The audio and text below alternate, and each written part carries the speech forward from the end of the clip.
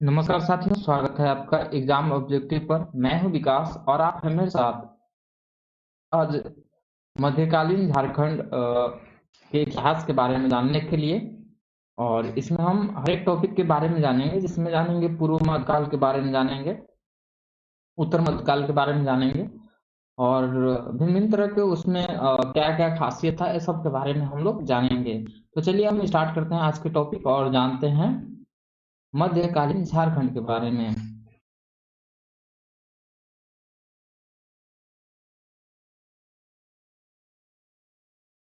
आप यहाँ पे देख सकते हैं कि पूर्व मध्यकाल, ठीक है। सबसे पहले इसके बारे में यहाँ पे कुछ इंट्रोडक्शन लिखा हुआ है, इसको देखते हैं। भारतीय इतिहास में हर्षवर्धन की मृत्यु से लेकर, तो हम ले लेते हैं मार्कर वगैरह, मृत्यु से लेकर, अगर मोटा हो जा रहा है, ठीक है, लेकर दिल्ली सल्तनत की स्थापना तक के काल को, काल मतलब हो गया 647 ईस्वी से लेकर के 1206 ईस्वी तक, वो पूर्व मध्यकाल कहा जाता है। इस काल में पाल वंश एवं गुर्जर प्रतिहार के आपसी लड़ाई का झारखंड की राजनीति एवं संस्कृति पर व्यापक प्रभाव पड़ा था। तो मतलब पूर्व मध्यकाल कब से कब तक कहेंगे, तो 647 ईस्वी से लेकर के 1206 ईस्वी तक, ठीक है। इस समय झारखंड में पाल राजवंश हो गया और गुर्जर प्रतिहार हो गया, इन लोग के काफी प्रभाव पड़ा था, ठीक है। ये सब हो गया। आगे देखते हैं, थोड़ा सा पाल वंश के बारे में भी जान लेते हैं। यहाँ पे कुछ है,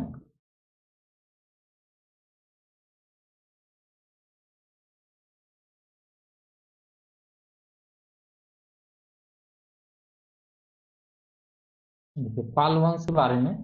पाल राजवंश का संबंध मूलतः बंगाल से है। इस राजवंश के शासक महेंद्र पाल का 9वीं सदी के पूर्वार्ध में झारखंड के कुछ क्षेत्रों पर आधिपत्य रहा है। महेंद्र पाल के समकालीन नागवंशी राजा राजा मोहन राय और गंजघट राय थे। तो जो पाल वंश था, और उस समय के जो समकालीन राजा कौन थे झारखंड के, और नागवंशी राजा, तो राजा मोहन राय और गजघट राय, ये दोनों थे, ठीक है। झारखंड के इटखोरी चतरा जिला में महेंद्र पाल के शिलालेख मिले हैं। कहाँ से मिले हैं? चतरा जिला इटखोरी से महेंद्र पाल के शिलालेख मिले हैं। संभवतः इसी काल में इटखोरी स्थित भद्रकाली मंदिर की स्थापित की गई थी।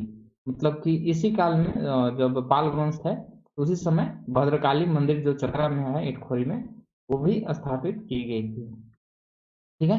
आगे है, पाल शासक के समय बौद्ध धर्म का वज्रयान शाखा संप्रदाय झारखंड में फल फूल रहा था। तो वज्रयान शाखा किसके समय फल फूल रहा था? तो ये पाल शासक के समय बौद्ध धर्म का, ठीक है। और आगे देखते हैं।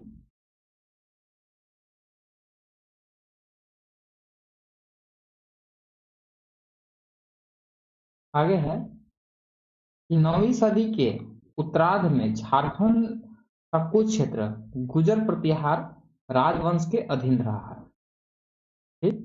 तो 9वीं सदी में झारखंड के कुछ जो राजवंश थे वो उसके अधीन थे, ठीक है।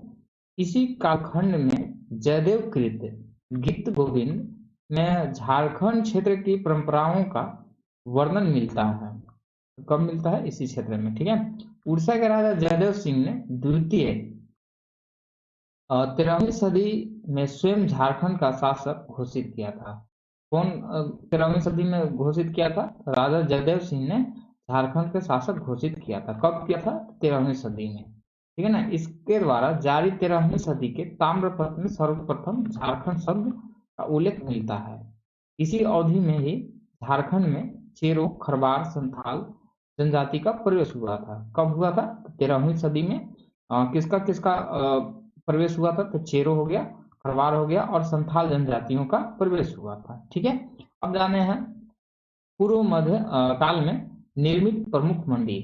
तो कौन कौन से मंदिर निर्माण हुए थे, तो उन लोग को भी हम लोग देख लेते हैं, ठीक है।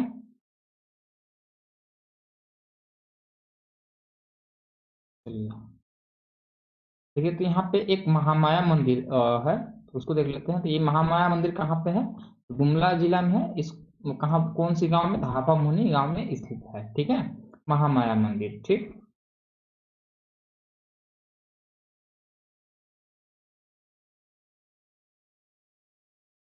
आगे देखते हैं।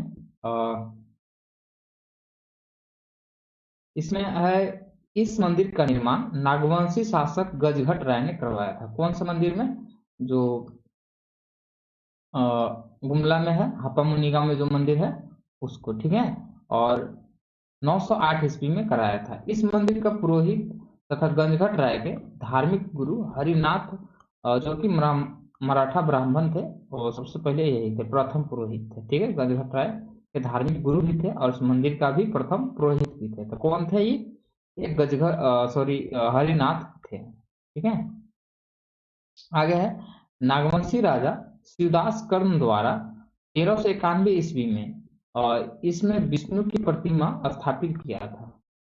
कौन किए थे? नागवंशी राजा शिवदास कर्ण ने किए थे। कब किए थे? 1391 ईस्वी में किए थे। ठीक है, यह मंदिर तंत्र साधना के लिए विख्यात है। इस मंदिर का संबंध लड़ाका विद्रोह, कोल विद्रोह से संबंधित है। ठीक है, तो ये रहा। और यहाँ पे कुछ है, नागपुरी के आदिकाल बरजू राम ने अपने गीत में हप्पा मुनि मंदिर का जिक्र किया है। तो ये हप्पा मुनि का वो जिक्र किया है अपने गीत में। ठीक है, और इसको सब मिटा देते हैं, आगे चलते हैं हम लोग। आगे देखते हैं टांगीनाथ मंदिर के बारे में। इसके बारे में थोड़ा सा हम लोग जान लेते हैं। तो टांगीनाथ मंदिर, ठीक है, यह मंदिर गुमला जिला में स्थित है। टांगीनाथ पहाड़ी पर स्थित है। कहाँ पे है? टांगीनाथ मंदिर टांगीनाथ पहाड़ी पर है। यह मुख्य रूप से भगवान शिव की मूर्ति है। किसकी मूर्ति है? भगवान शिव की मूर्ति है। यहाँ पर सैकड़ों शिवलिंग, भगवान विष्णु, सूर्य, लक्ष्मी और कुछ अज्ञात मूर्ति भी है। यहाँ छोटा नागपुर के नागवंशी और सरगुजा के रक्सेल राजाओं का इतिहास लिखा हुआ है। ये टांगीनाथ में लिखा हुआ है। ठीक है ना, किसका? नागवंशी राजा हुआ, सरगुजा के रक्सेल हो गया, ये सब का इतिहास यहाँ पे लिखा हुआ है।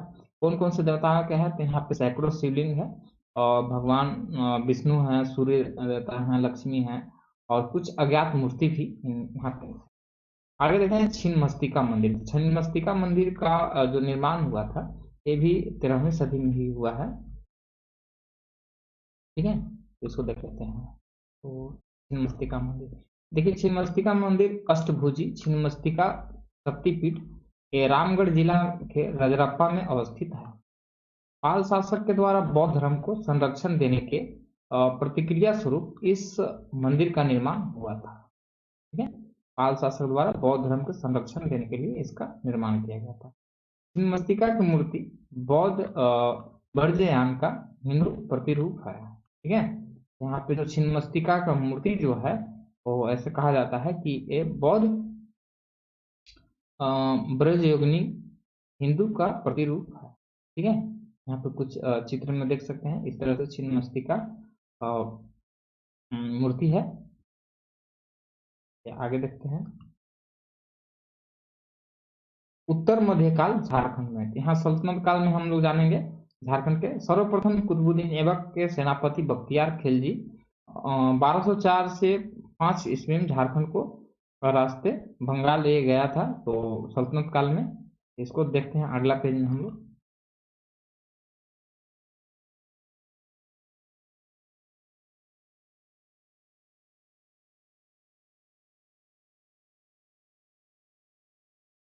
के लक्ष्मण सेन की राजधानी नदिया पर आक्रमण किया था। तो ये वो कुतुबुद्दीन ऐबक के जो सेनापति था उसने। आगे सब अब हम लोग पढ़ना स्टार्ट करते हैं गुलाम वंश से। ठीक है, है कि जो दिल्ली सल्तनत स्टार्ट होता है, इसमें 5 वंश होते हैं, तो गुलाम वंश से ही स्टार्ट होता है। तो चलिए हम लोग गुलाम वंश से ही पढ़ना स्टार्ट करते हैं। ठीक है, ठीक है, गुलाम वंश में क्या कहा गया है कि मात्र उसके बाद सिंह वंश की दूसरी शाखा की स्थापना 1205 ईस्वी में दर्प नारायण सिंह इनका जो कार्यकाल था 1205 से लेकर 1262 ईस्वी तक था। तो उनके समय में देखिए यहाँ पे इनका जो कार्यकाल था दत्त नारायण का 1205 से 1262 ईस्वी। उसके बाद युधिष्ठिर जो आते हैं इनका 1262 से लेके 1271 होता है। काशीराम सिंह जो है राजधानी इन्होंने कुरहाट लगाया था। और अच्युत सिंह है, जगन्नाथ सिंह है, ठीक है। तो इनका इन लोग का कार्यकाल है। तो अब उसके बाद आगे देखते हैं क्या है।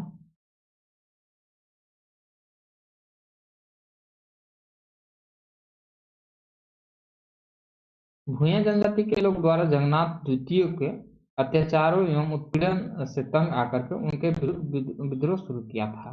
तो किसके? जगन्नाथ द्वितीय के विरुद्ध किस जनजाति ने विद्रोह किया था? तो किया था भूया लोगों ने किया था, ठीक है। आगे देखते हैं खिलजी वंश के बारे में, ठीक। तो उसमें कुछ जानना ज्यादा खास नहीं था। अब जानते हैं खिलजी वंश के बारे में। खिलजी वंश के बारे में कहा जा रहा है कि खिलजी वंश के संस्थापक जलालुद्दीन खिलजी 1290 से 1296 ईस्वी में ईस्वी तक थे। इस वंश का कार्यकाल लगभग 30 वर्ष तक रहा, ठीक है। 1290 से लेकर के 1296, 1396 होना चाहिए था, यहाँ पे 1320 है। तो जलालुद्दीन खिलजी का है, तो इनका ज्यादा दिन नहीं है, 6 साल का है। और इस वंश का जो कार्यकाल है वो 30 वर्ष तक है। जलालुद्दीन खिलजी की हत्या उनके दामाद अलाउद्दीन खिलजी ने 1296 से इनका जो कार्यकाल रहता है 1316 ईस्वी तक रहता है। और इसके उत्तराधिकारी में दिल्ली सुल्तान बना था। और जो खिलजी वंश के संस्थापक कौन थे? तो जलालुद्दीन खिलजी थे, ठीक है।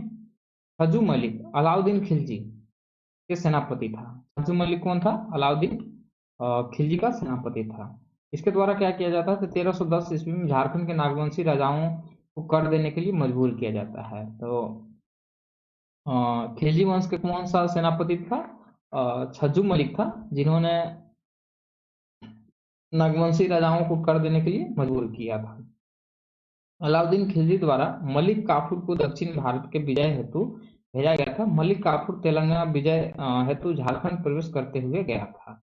तो कौन गया था? मलिक कफूर गया था, ठीक है।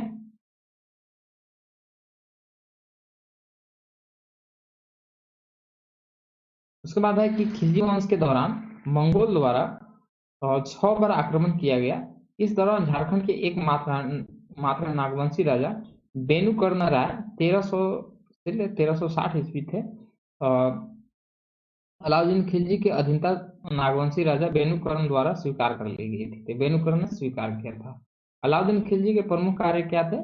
सैनिकों को नगद वेतन देने हुलिया लिखने की प्रथा शुभारंभ किया था। किसने किया था? ये अलाउद्दीन खिलजी ने किया था, ठीक है।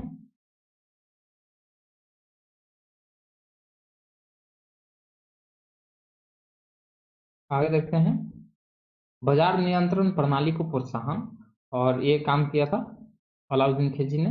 फिर राजस्व प्रणाली में सुधार के तहत किसानों से जमीन का आकार व मिट्टी की गुणवत्ता में अनुसार का निर्धारण कराया था। ये सब आगे देखते हैं तुगलक वंश में। तुगलक वंश से गयासुद्दीन तुगलक इसका संस्थापक था। और इसका जो कार्यकाल था 1320 से लेकर के 1325 ईस्वी तक। और मोहम्मद बिन तुगलक अगला इसके बाद शासक बनता है। फिर फिरोज शाह तुगलक बनता है। तो इन लोग के शासन में क्या क्या हुआ है झारखंड में, उसको थोड़ा सा हम लोग देखते हैं।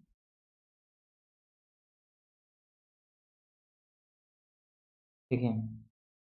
मोहम्मद बिन तुगलक के शासन काल के दौरान तांबा धातु को सिल्वर धातु में परिवर्तित किया गया था। मोहम्मद बिन तुगलक को 1340 ईस्वी में सूचना प्राप्त होती है कि बंगाल बिहार के रास्ते खजाने की लूट जारी है।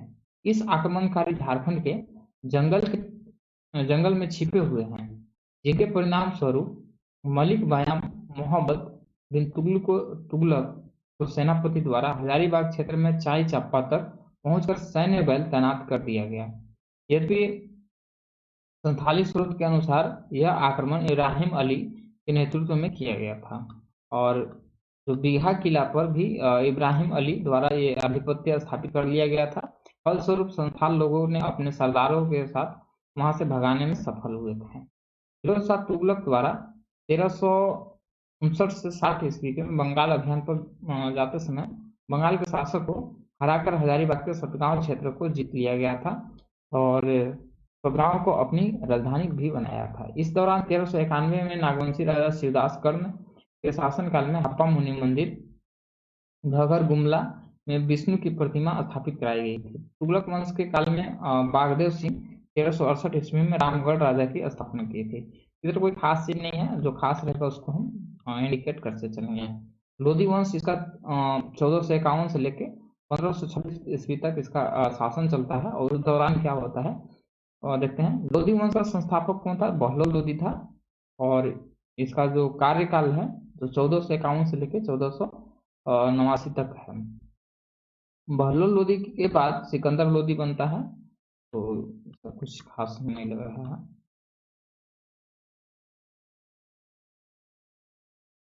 सिकंदर लोधी की मृत्यु के पश्चात इब्राहिम लोधी राजगद्दी पर बैठता है। लोधी वंश में झारखंड के 5 राजवंश राज किया था। तो कौन कौन थे? तो ये प्रताप कर्ण, छत्र कर्ण, विराट कर्ण और पृथ्वी कर्ण एवं सिंधु कर्ण शामिल है लोधी वंश के समय। झारखंड लगभग लोधी शासक के आक्रमणों से वंचित रहा, लेकिन उड़ीसा के गजपत वंश द्वारा झारखंड में आक्रमण हुए थे। तो से यहाँ से इम्पोर्टेंट फैक्ट है, यहाँ पे लिखा हुआ कि क्या आप जानते हैं? देखिए, कपिलेंद्र गजपति उड़ीसा के शासक थे। तो इन्होंने क्या किया? इनका जो शासनकाल है 1435 से लेकर 1470 ईस्वी तक है। लोधी वंश के समकालीन उड़ीसा दक्षिण पूर्वी भारत का शक्तिशाली शासक था। उसने संथाल परगना तथा हजारीबाग को छोड़कर नागवंशी साम्राज्य के बड़े भूभाग पर कब्जा कर लिया था। ठीक है।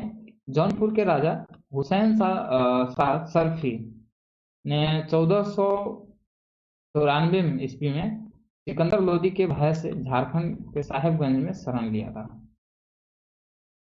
खानदेश महाराष्ट्र में स्थित का राजा आदिल शाह द्वितीय ने खान द्वितीय ने एक शक्तिशाली राजा था और झारखंड क्षेत्र में सेना भेजने के कारण इसे झारखंडी सुल्तान तथा जंगल का राजा की उपाधि दी गई है। किसको? आदिल शाह द्वितीय को।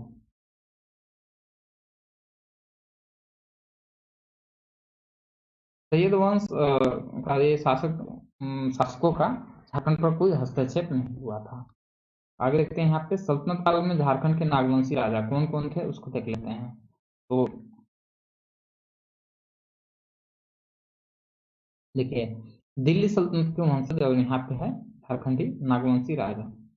देखिए, गुलाम वंश, तो गुलाम वंश के समय हरिकर्ण, बेनुकर्ण राय, शिवकर्ण ये थे। खिलजी वंश था, तो खिलजी वंश के समय बेनुकर्ण राय, रेणुकर्ण और ढोलहु थे। और तुगलक वंश के समय कौन थे? शिवदास कर्ण, उदय कर्ण थे। सैयद वंश के समय उदय कर्ण, पृथ्वी कर्ण थे। लोधी वंश के समय प्रताप कर्ण, छत्र कर्ण, विराट कर्ण और फेनु कर्ण, दुर्जन शाह ये सब थे। अब आते हैं मुगल काल में झारखंड के बारे में। मुगल काल में देखते हैं जो क्या क्या हुआ था उसको हम लोग जानेंगे। ठीक है।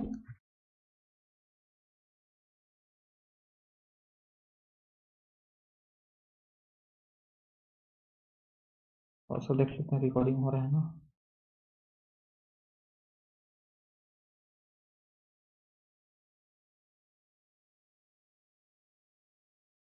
मुगल काल में झारखंड को देखते हैं। देखिए, बाबर हुमायूं काल, ये इसका 1526 से लेकर 1540 ईस्वी में झारखंड इनके प्रभाव क्षेत्र से बाहर था, परंतु यह क्षेत्र मुगल विरोधी अफगानों का आश्रय स्थली था। अफगान कहने का मतलब है कि कौन? शेरशाह सूरी के बारे में। ठीक है।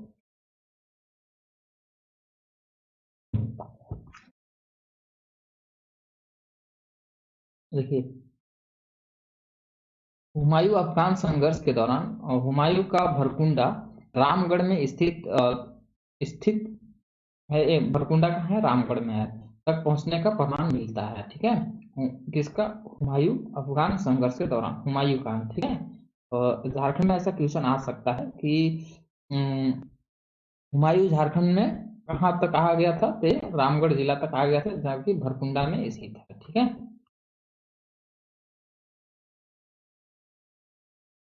आगे देखते हैं शेरशाह, और या शेर खां के नाम से भी जानते हैं, शेरशाह सूरी, उसको भी जाना जाता है। तो शेरशाह द्वारा मुगलों के विरुद्ध भिन्न भिन्न संघर्ष हुआ था, बहुत तरह के।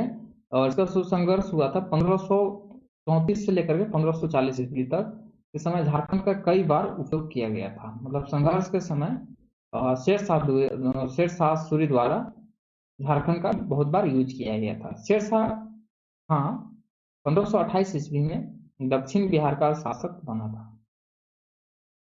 ये कब बना था झारखंड का शासक? 1528 ईस्वी में, यानी दक्षिण बिहार कौन हो जाएगा? झारखंड ना। आगे देखते हैं,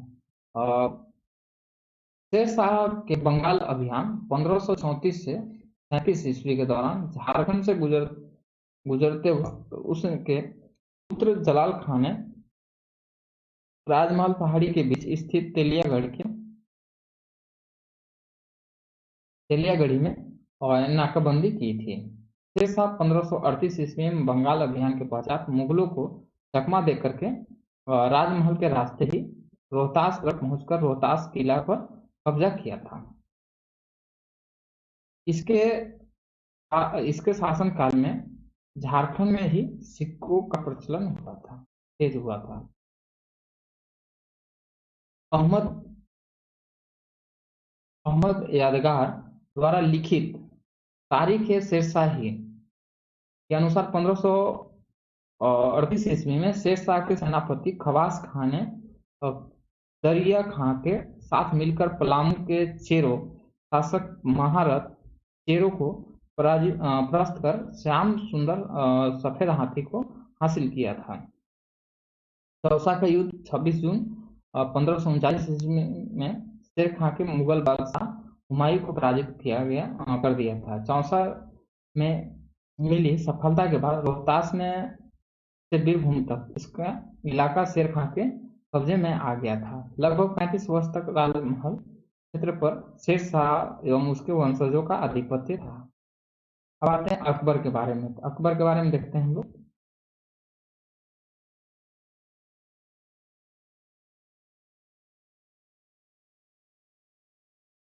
देखिए, अकबर अकबर का शासन कब से था? 1556 से लेकर के 1605 ईस्वी तक था।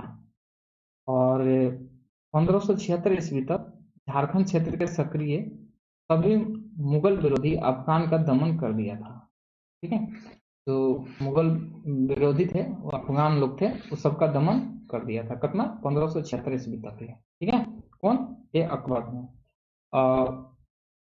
मुगल कालीन ग्रंथ में खुखरा या फुकरा तत्कालीन नागवंशी शासक की राजधानी के राजाओं को जमींदार ए खां आलम अर्थात हीरे के खान का मालिक से संबोधित किया गया था, किया है। कौन किया है? अकबर ने किया है। अकबर की सेना शहबाज खां कम्बू के नेतृत्व में 1585 ईस्वी में छोटा नागपुर खास राजधानी खुखरा के नागवंशी राजा मधुकरण शाह पर आक्रमण कर उसे हराया तथा अपने अधीनस्थ बनाया था। इसके फलस्वरूप मधुकरण शाह द्वारा वार्षिक मालगुजारी देने की स्वीकार की गई थी।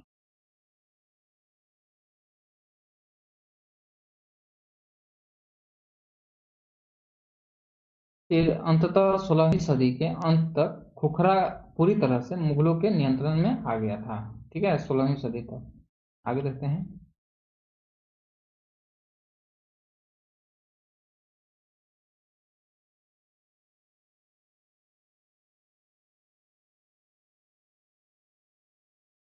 अबुल फजल कृत आईने ए अकबरी के अनुसार हजारीबाग के चाई तथा चंपा नामक प्रांगणे बिहार प्रांत में शामिल थे तथा इसकी सालाना मालगुजारी 15,500 रुपया तक तय थी। मानभूम क्षेत्र में अकबर के सेनापति मान सिंह ने 1590 से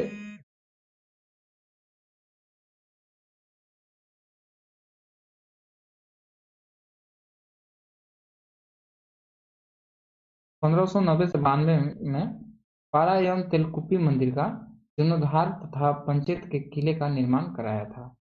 मान सिंह ने पलामू के चेरो राजा भगवंत राय रणपत चोहरू पर आक्रमण करके उसे परास्त कर मुगल शासन के अधीन कर लिया, किंतु उसे उसे ही राजा बना रहने दिया गया। निगरानी के लिए कुछ मुगल सैनिक वहां रखे गए थे, जो अकबर की मृत्यु के पश्चात 1605 ईस्वी में खदेड़ दिए गए थे और पलामू पुनः स्वतंत्र हो गया था। उड़ीसा अभियान के दौरान मान सिंह ने 1592 में सिंहभूम से गुजरा। इसी दौरान पोराहाट के तत्कालीन सिंह वंश राजा रणजीत सिंह ने मुगलों के अधीनता स्वीकार की तथा उसे मान सिंह के अंगरक्षक दल में शामिल कर लिया गया था। कौन था? रणजीत सिंह ने। कहाँ के था? ये सिंहभूम के था। ठीक है, सिंहवंशी था। ठीक है, और मान सिंह ने 1592 में झारखंड के राजमहल साहिबगंज जिला को बंगाल की राजधानी बनाया था। मान सिंह किसने बनाया था? और बंगाल की राजधानी तो कौन बनाया था? झारखंड के राजमहल को, साहिबगंज को, तो ये बनाया था मान सिंह ने। कब बनाया था? 1592 ईस्वी में। ठीक है, और पारकोट और महल वाले नगर का संयुक्त नाम अकबर नगर रखा गया था। ठीक, नगर की तीव्र गति से विकास हुआ और यहाँ बंगाल की पुरानी राजधानी गोंड ने से अधिक सुरक्षित एवं स्वस्थप्रद समझा जाने लगा। अब देखते हैं जहांगीर में, जहांगीर के शासनकाल में क्या हुआ था, इसको भी देख लेते हैं। ठीक है, जहांगीर के शासनकाल 1605 से लेकर के 1627 ईस्वी तक रहता है। छोटा नागपुर पूरी तरह से मुगल शासन के अधीन था। ठीक, जहांगीर ने अपनी आत्मकथा तुजिक ए जहांगीर में छोटा नागपुर खास क्षेत्र के लोगों को द्वारा शंख नदी से हीरे प्राप्त करने की तरीके का वर्णन किया है। तो एक क्वेश्चन आता है, किसने अपने मतलब आत्मकथा में तुझो के जहांगीर में शंख नदी से हीरे प्राप्त करने का वर्णन किया है? तो ये जहांगीर ने किया है। कुकरा या कोकरा के नए नागवंशी शासक दुर्जन ने शासन में आते ही मुगलों की अधीनता स्वीकार कर दिया तथा कर देना भी बंद कर दिया था। ठीक है, इस समय कौन? दुर्जन ने। जफर खां की मौत के बाद जहांगीर द्वारा नियुक्त नए सूबेदार इब्राहिम खां द्वारा 1615 ईस्वी में दुर्जन को बंदी बना लिया गया और साथ ही शंख नदी के आसपास के हीरे खान पर कब्जा कर लिया गया। इस तरह से खुखरा पुनः मुगलों के अधीन हो गया था।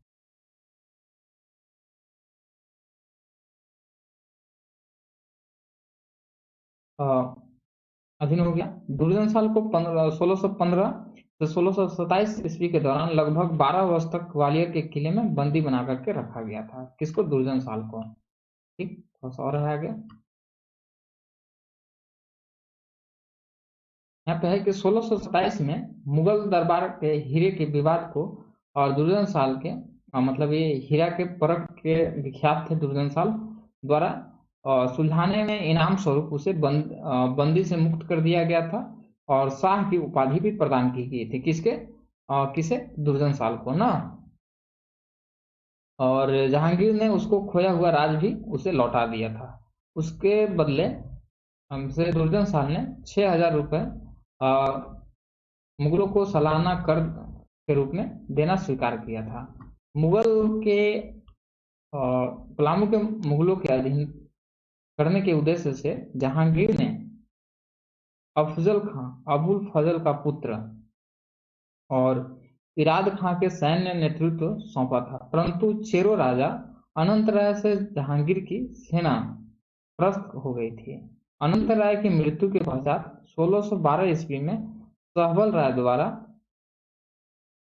पलामू का राजा बना और वह अत्यंत शक्तिशाली शासक था। ठीक है। और उसने पलामू के साम्राज्य का विस्तार चंपारण हजारीबाग जिला में स्थित तक कर दिया, परंतु मुगलों के अधीनता से पलामू को नहीं बचाया जा सका। सफल राय की लूटपाट से क्रोधित होकर जहांगीर ने उसे दिल्ली में बंदी बनाकर के बाघ से निहत्था लड़वाया था। किसने? और जहांगीर ने, ठीक ना, किसको? सफल राय को। और जिससे उसका क्या हो गया था? मृत्यु हो गया था। आगे देखते हैं शाहजहां के बारे में।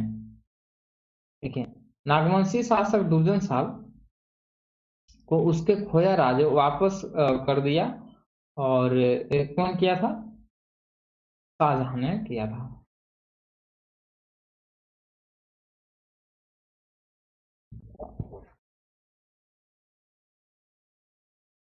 1627 ईस्वी को ही अपनी राजधानी कोकरा और लौटा और उससे 1640 तक शासन किया। कैद के छूटने के बाद मुगलों से सुरक्षा की दृष्टि से दुर्जन साल ने अपनी राजधानी खोखरा से दोईसा वर्तमान गुमला में बसाया था। कौन बसाया था? तो ये दुर्जन साल ने बसाया था, जो लगभग 100 वर्ष तक नागवंशी राजाओं की राजधानी बनी रही वहां तक। यह राजधानी 3 और पहाड़ी से तथा एक और नदी दक्षिण कोयल से घिरा हुआ था। दुर्जन साल द्वारा अनेक महत्वपूर्ण निर्माण कराए गए थे, जिसमें दोसा के स्थित 9 मंजिल महल विशिष्ट था। इसमें मुगल स्थापत्य कला का स्पष्ट प्रभाव दृष्टिगोचर होता है। इसमें झरोखा दर्शन भी है, बनाया गया है। और महल 9 मंजिला होने के कारण यह नवरत्नगढ़ महल के नाम से भी विख्यात है। इस महल के कारण यह क्षेत्र नवरत्नगढ़ के नाम से भी जाना जाता है। दुर्जन साल के मरणोपरांत रघुनाथ शाह 1640 से 1690 ईस्वी तक शासन करता है। नागवंशी शासक बना रहता है। तत्पश्चात 1640 ईस्वी में शाहजहां द्वारा नियुक्त मुगल सैन्य अधिकारी खानजादा द्वारा उन पर आक्रमण कर दिया गया। किस पर? ये जो रघुनाथ शाह पर, ठीक है।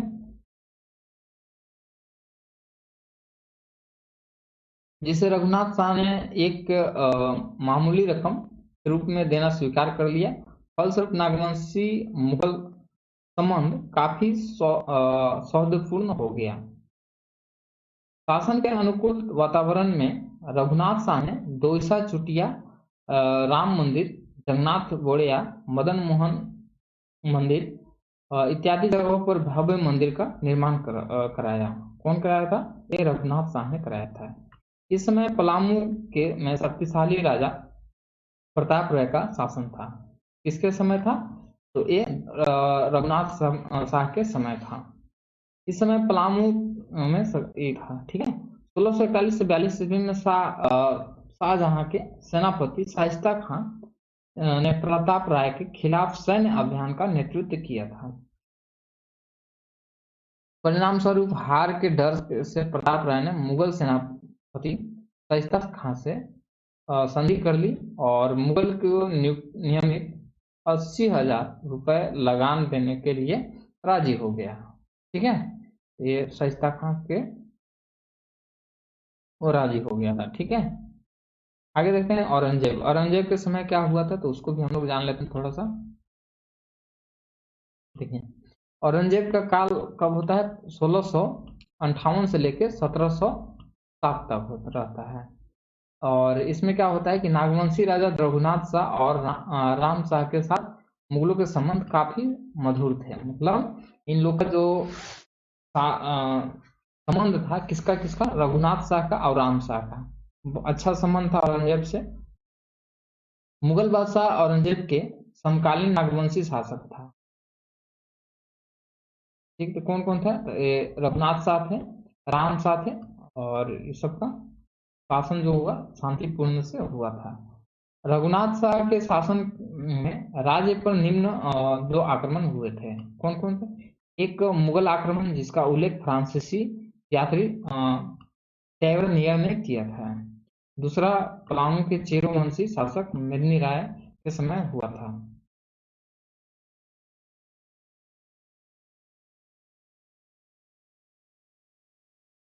और इसी काल में पलामू के चेरो राजा मेदिनी राय ने नागवंशी का तत्कालीन राजधानी दोसा पर आक्रमण किया था। ठीक है, ये रघुनाथ शाह के समय ही ऐसा किया।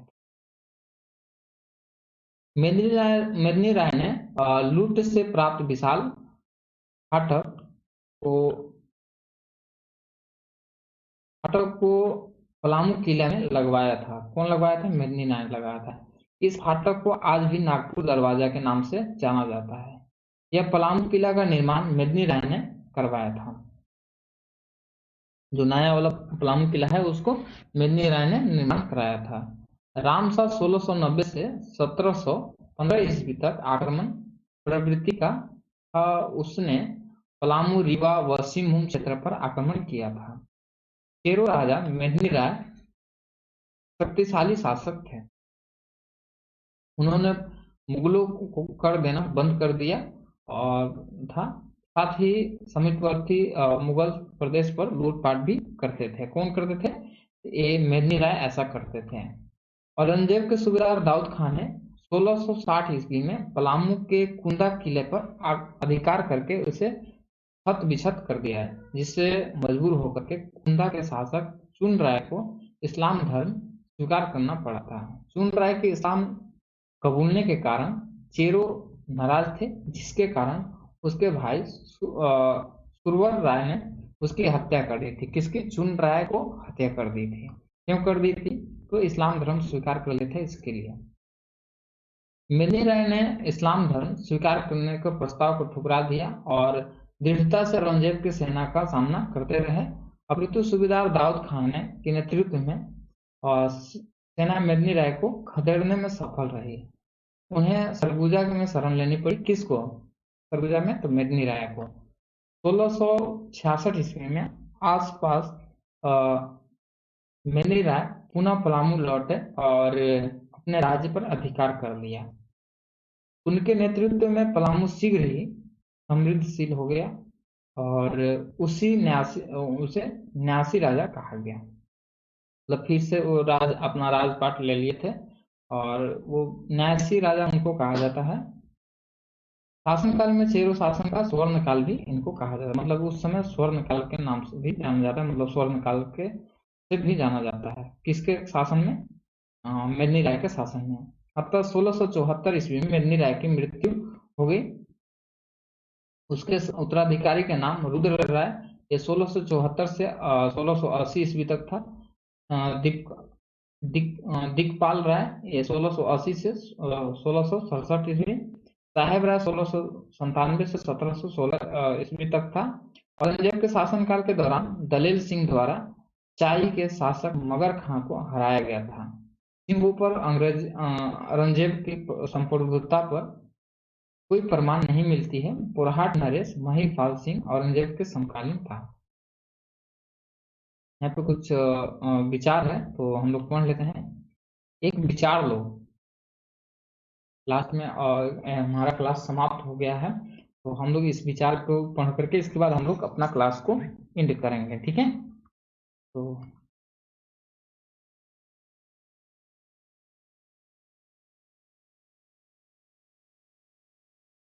क्या है कि एक विचार लो, उस विचार को अपने जीवन में बना लो, उसके बारे में सोचो, उसके सपने देखो, उस विचार को जियो, अपने मस्तिष्क, मांसपेशियों, नसों, शरीर के हर हिस्से को उसे विचार में डूब जाने दो और बाकी विचार को किनारे रख दो।